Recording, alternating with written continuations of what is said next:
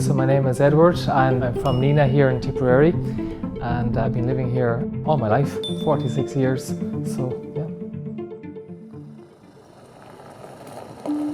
I'm involved in a family business. It was a business my dad set up back in 1988. It's a drilling and blasting business.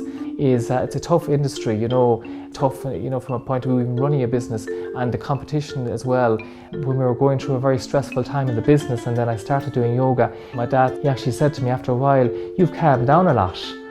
There's a calmness about yoga, and it's something that I'm just drawn to. It's very hard to explain inside. I suppose I've always been challenged by my own practice, because I would have started yoga quite late. I started when I was 40, and then when you're training then with a group mostly, who are a lot younger than me, I suppose I would have seen them as all very flexible, bendy. That would have been a challenge for me. But I'm always looking to learn something new.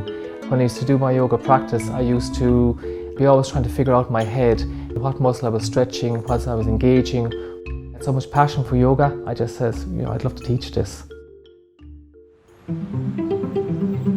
I like the fact that the Yoga Teachers College focuses on the fitness aspect of yoga and not so much on the spiritual side. Even though I do have a spiritual side myself, I prefer to leave the spiritual aspect to the person themselves.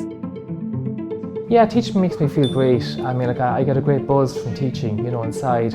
I love helping the students throughout the class, and particularly students that seem to be struggling. I love to come over, give them a modification to help them align better, and then they're so grateful, and then I feel good.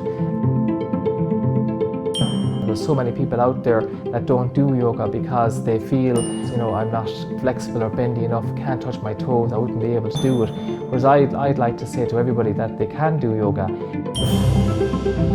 and that you don't need to be able to touch your toes, that really it is a case of just turning up to class, trying it out, and that yoga does have great benefits to everybody.